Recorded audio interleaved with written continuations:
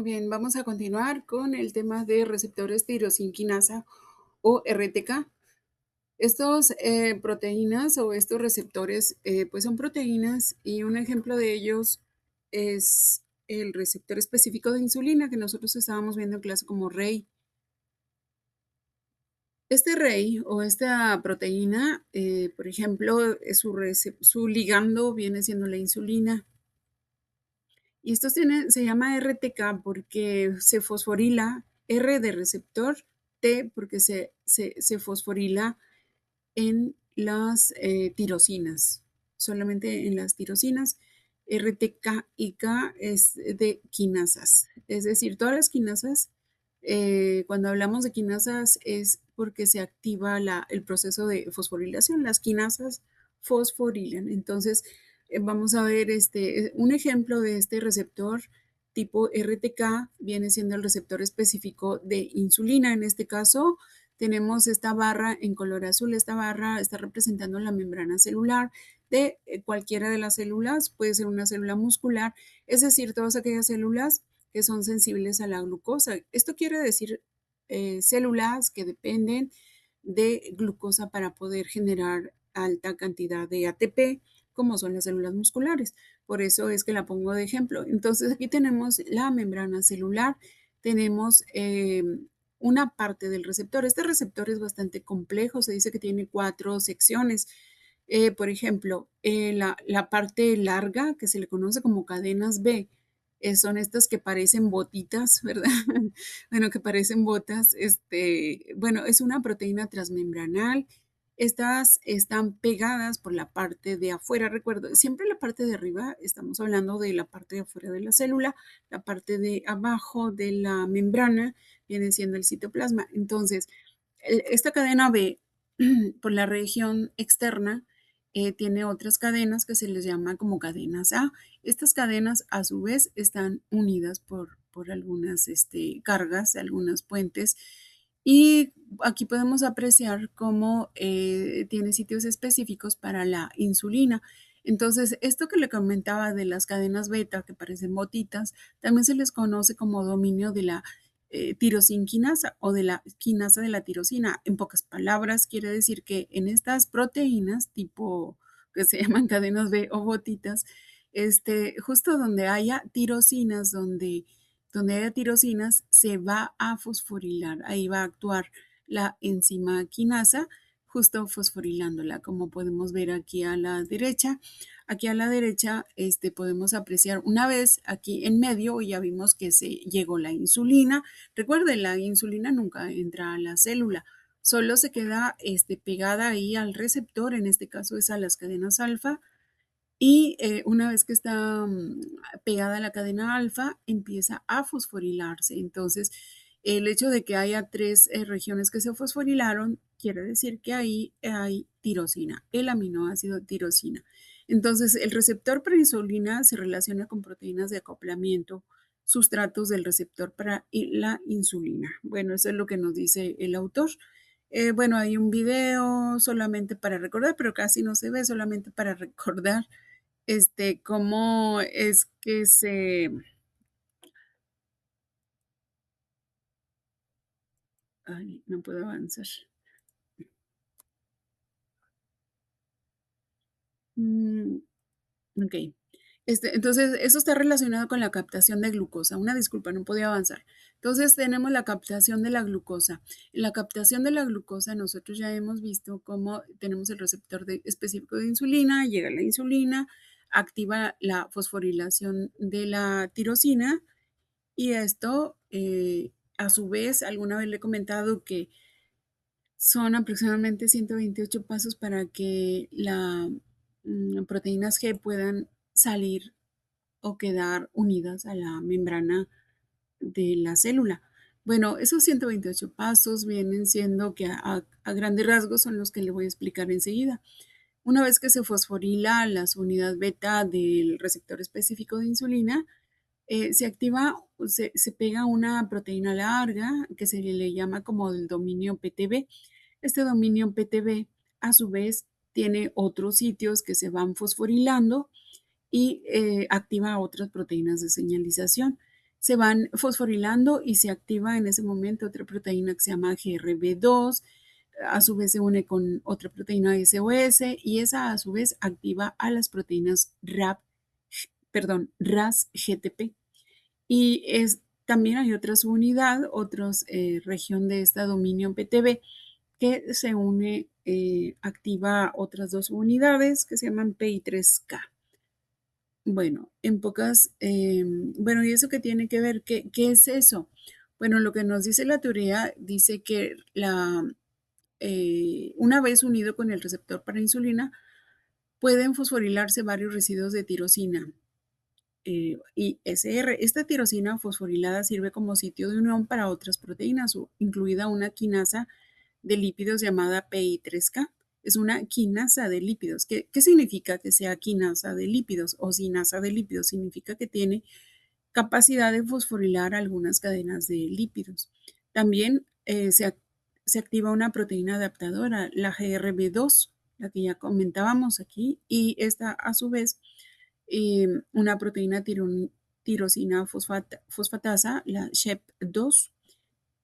Y bueno, y vamos a ver enseguida cómo es que se va activando este proceso.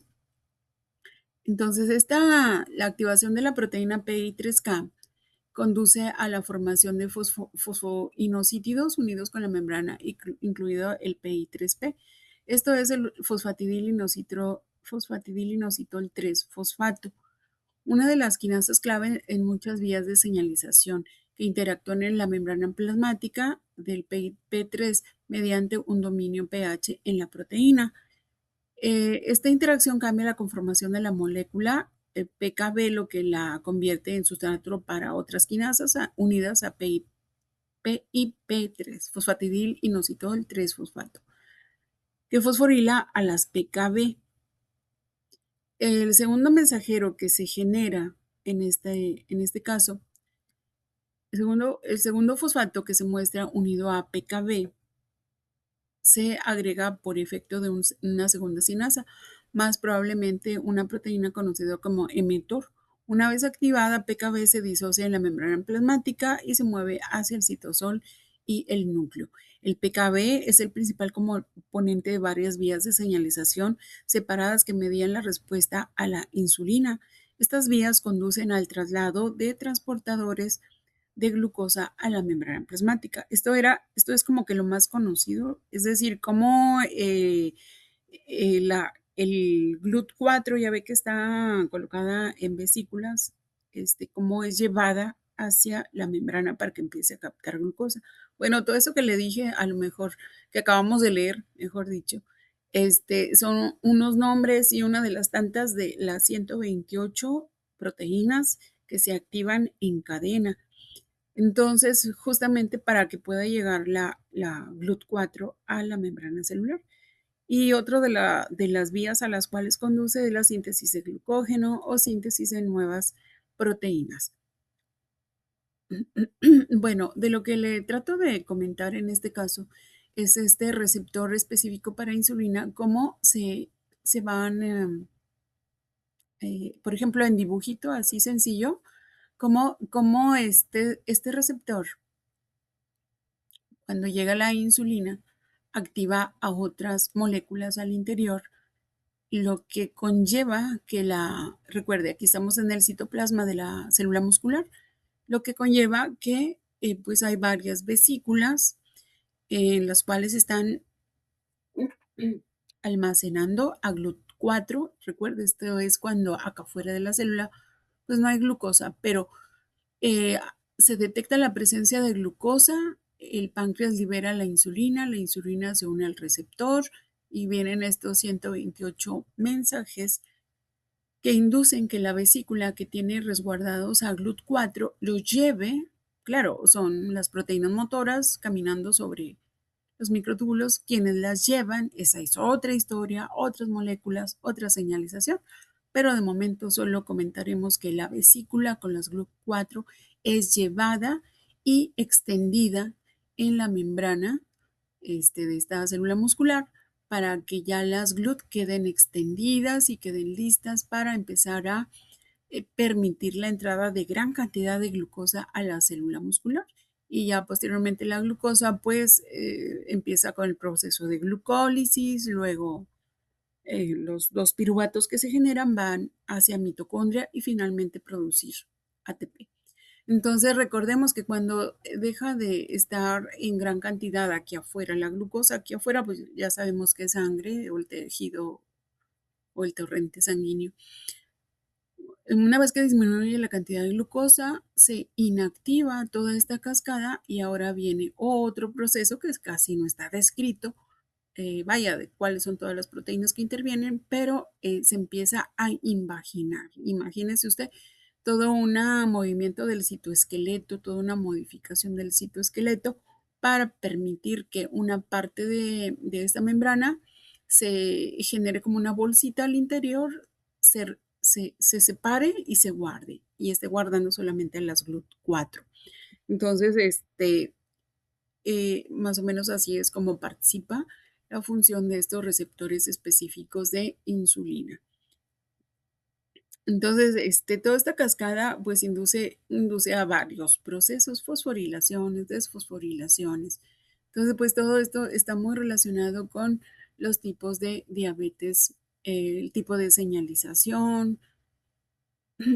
Bueno, ahí se lo dejo en las diapositivas para que usted lo lea, pero pues todo esto está relacionado. Una mala fosforilación o una mala producción o una nula producción de insulina, pues nos lleva, como alguna vez lo he comentado en clase, esto de la diabetes no solo basta inyectar insulina, como podemos apreciar, es una gran cantidad de proteínas y más proteínas y más proteínas y más proteínas que están actuando para poder llevar a las GLUT, que también son otras proteínas, ser colocadas sobre la membrana para empezar a capturar la glucosa. Entonces, son una gran cantidad de más y más y más proteínas quienes nos ayudan a ese proceso.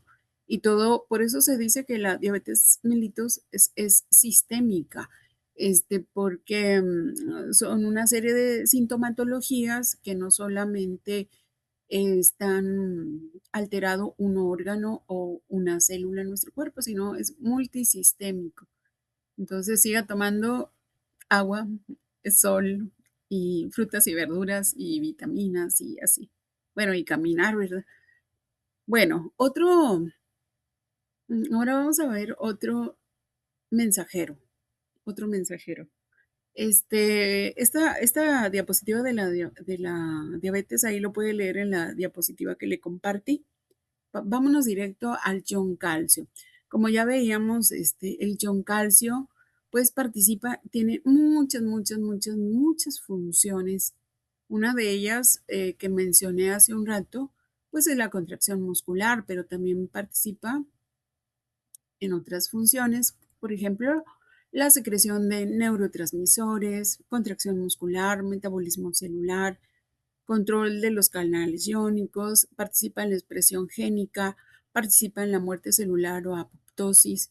Y hay otro evento por ahí que se llama calcio libera calcio.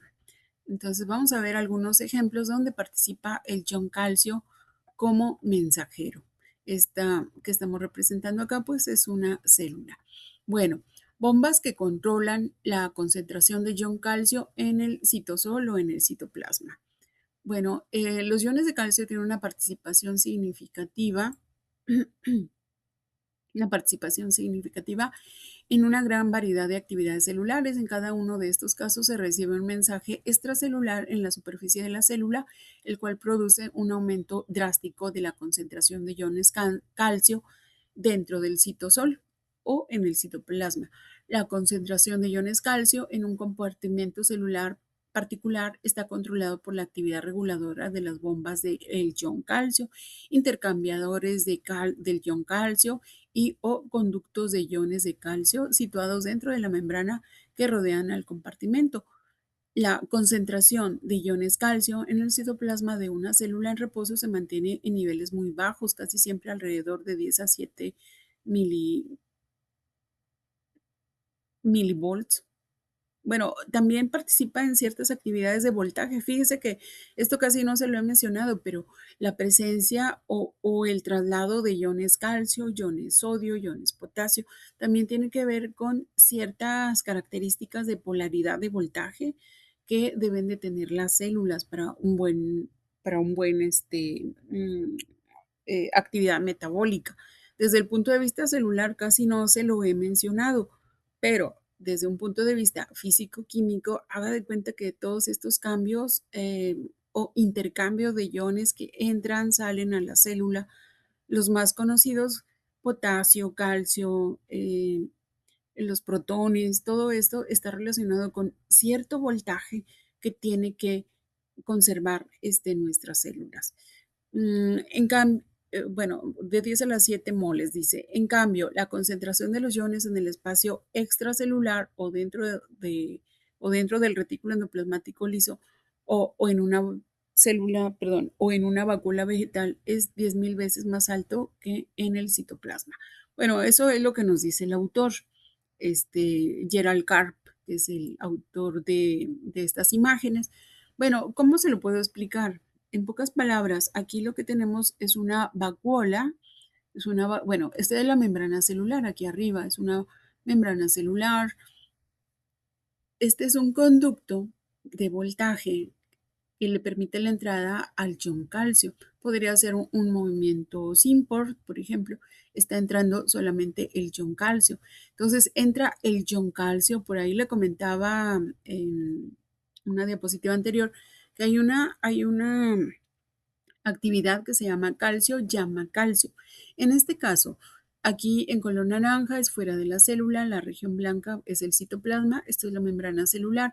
Aquí tenemos una bomba, movimiento transporte activo secundario tipo antiport, aquí en el punto número 5, antiport en el cual vemos que sale calcio y sale un ion de calcio y entran 3 iones de sodio. Bueno, este calcio aquí en el espacio extracelular o fuera de la célula, en dado momento vuelve a través, bueno, regresa al citoplasma a través de esta receptor o este conducto de calcio activado por voltaje, es decir, detecta cierta cantidad de calcio en el exterior y se activa, se abre y regresa el calcio hacia el citoplasma.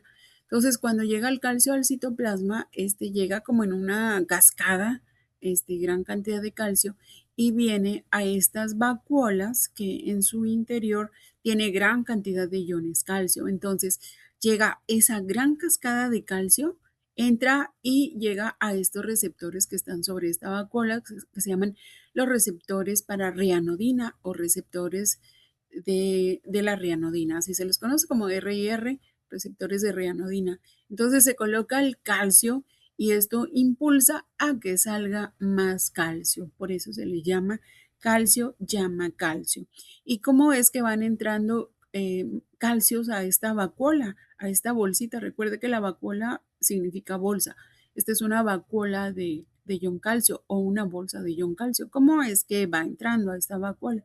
Bueno, a través de una bomba específica para la entrada de calcio. Entonces, esto es a grandes rasgos la dinámica en la cual calcio llama calcio. Bueno, esta no es de examen. Mm, Bueno, por ahí ya habíamos visto entonces dos sitios en los cuales el calcio va a estar actuando. Recuerde que en la célula muscular pues se llaman receptores específicos para IP3 y en las células vegetales son receptores para la rianodina. Hacia ellos es hacia donde llega el ion calcio como segundo mensajero.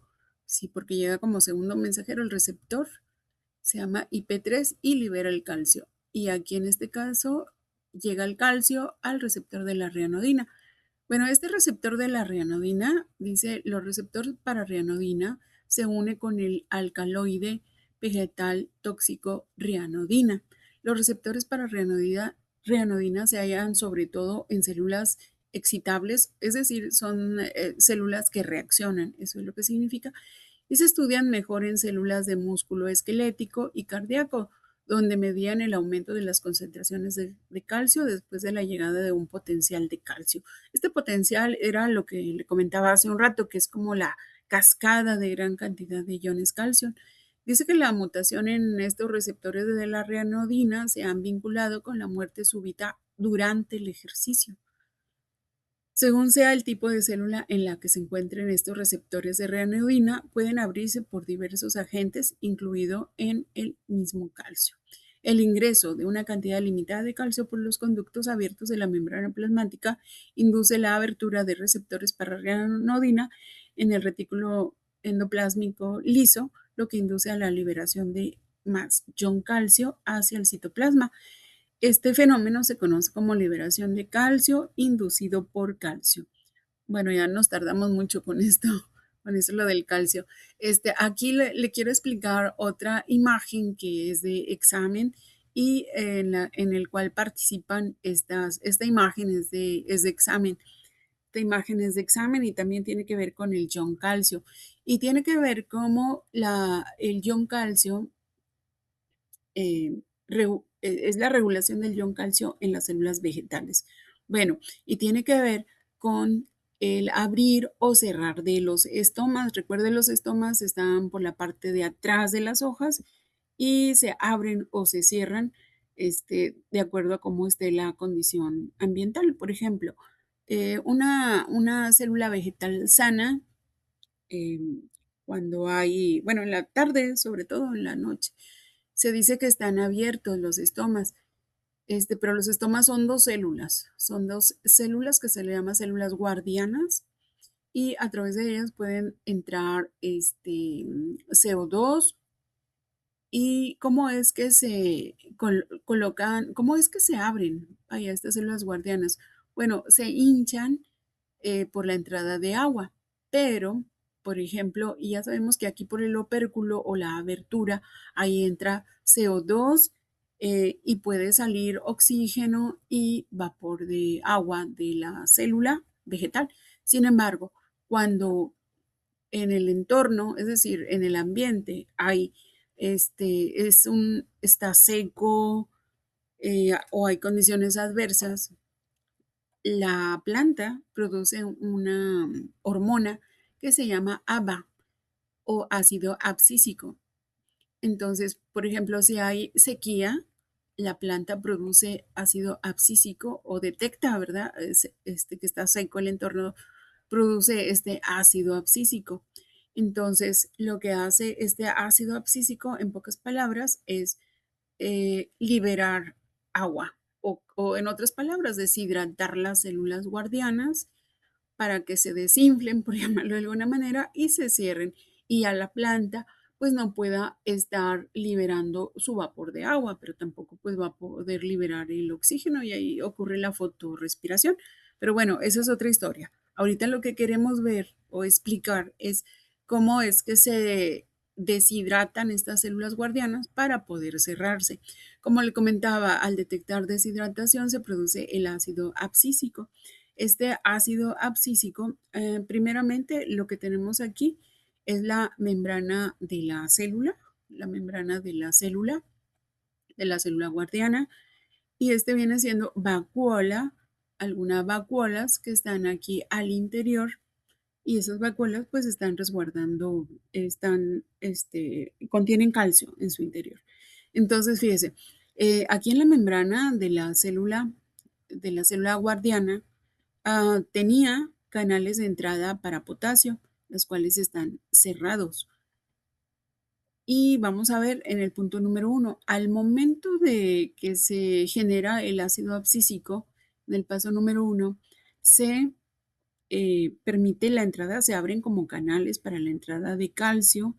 Y en el punto número 2, pues va a venir a la vacuola, al receptor de la reanodina, y ahí es donde llega como segundo mensajero el calcio o como mensajero el ion calcio y estimula la liberación de más calcio. Entonces, la liberación de más calcio induce que el canal de salida de potasio se abra.